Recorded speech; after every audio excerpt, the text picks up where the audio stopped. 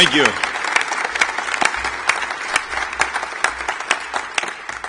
Thank you very much, Kevin, for this wonderful recognition. I really appreciate that, and it is really great to be back in Sacramento and to see so many of my friends here. Thank you very much for showing up. And I also want to say thank you very much, Governor Brown, for being here today and being such a great leader when it comes to the environment. So thank you very much.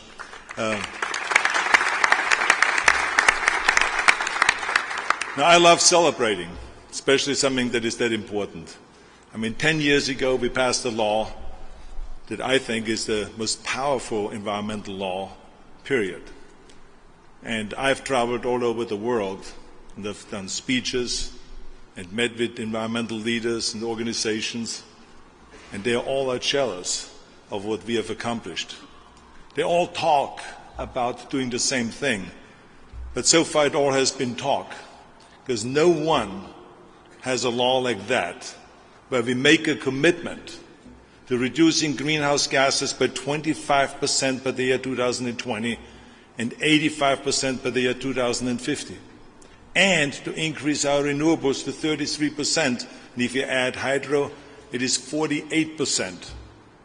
So that is an extraordinary accomplishment, and that's why it is so wonderful to celebrate. And I want to make sure that you understand that a lot of people worked on this to make this happen, and worked very hard to make this happen. And I want to recognize these people.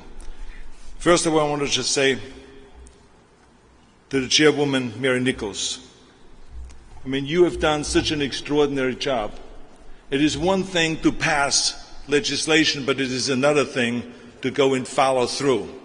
This woman is responsible that we actually meet the goal.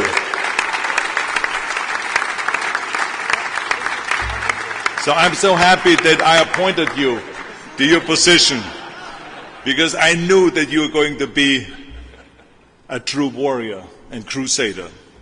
I want to also say thank you very much to Speaker Núñez. I mean, we have argued during our terms about many different issues.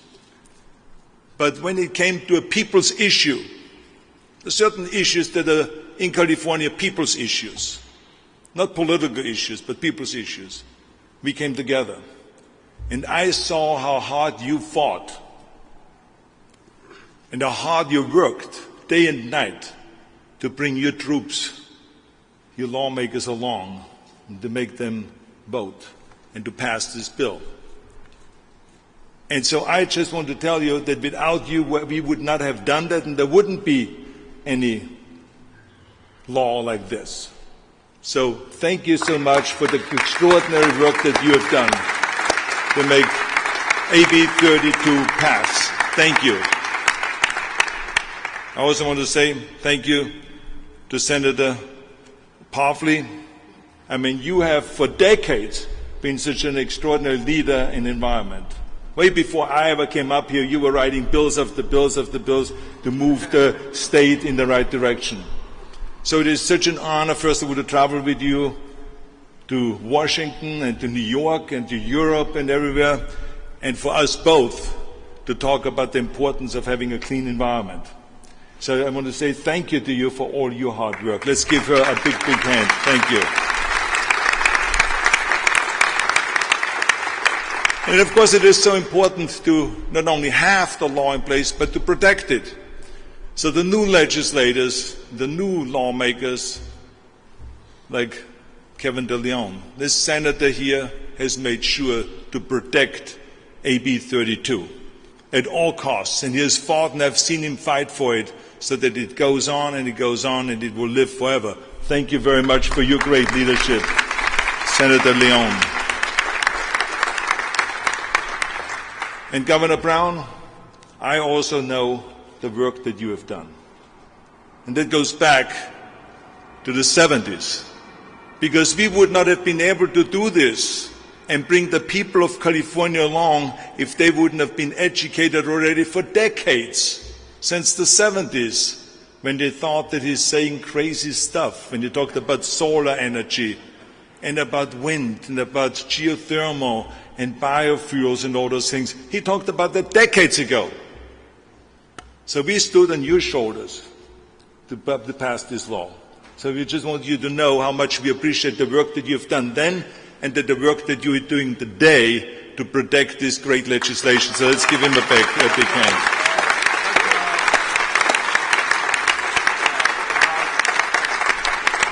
And I also want to say thank you to my team. I'm not going to mention all of them, but just Susan Kennedy, who was my chief of staff, and Barney Rees, who's sitting up here, a great leader, and Richard Costigan, and Terry Tamanan, who could not be with us here today because he's still in New York. But I mean, just want you to know that those were the important players here that really helped us all to get this done. Now, of course, we are all talking about how great AB32 is and what it does. But I just want to quickly remind you of how difficult it was to get it done and to get it jump-started, because we were immediately attacked by the pessimists, by the people that came and they said, this will never happen. The economy will crash and California will go into the ocean. Well, quite the opposite has happened, as you've heard from previous speakers, that people are moving to California, people are opening more businesses in California, we are creating more jobs, our economy is booming. As a matter of fact, just to show to you how much our economy is booming, the national GDP growth last year was 2%. In California, it was 4.2%, more than double.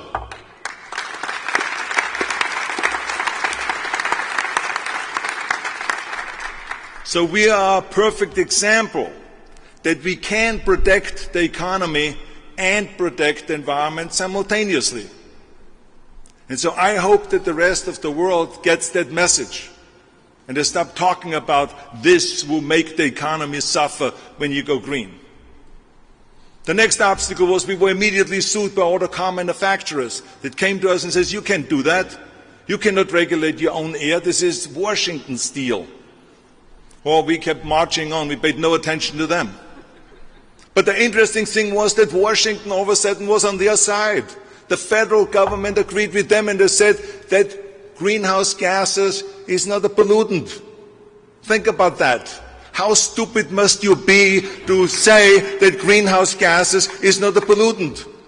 So Fran Powerfully and me, we traveled to Washington right away and says, guys, this couldn't be. We went to the White House and we talked to them, and we went to the EPA and talked to Secretary Johnson, and they looked us straight in the eyes and they said, well, we have to do years of studying before we give you a waiver to regulate your own air. And they said, why do you need to have years of studying? They said, because we don't know if greenhouse gases is a pollutant. I said, well, but we can tell you that it is a pollutant.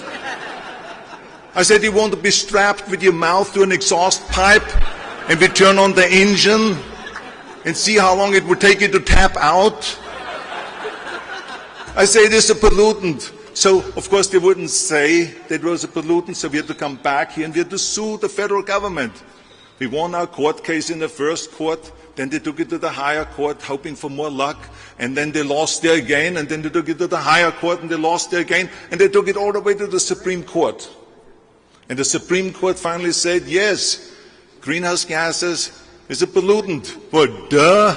I mean, I couldn't even believe it. So those are the kind of obstacles that we faced and the kind of struggle that we had in the beginning. And I think it is very important for people to know. And then we were attacked by out-of-state oil and coal companies. I remember the Texas oil companies came in and spent millions of dollars to get an initiative on the ballot, Proposition 23.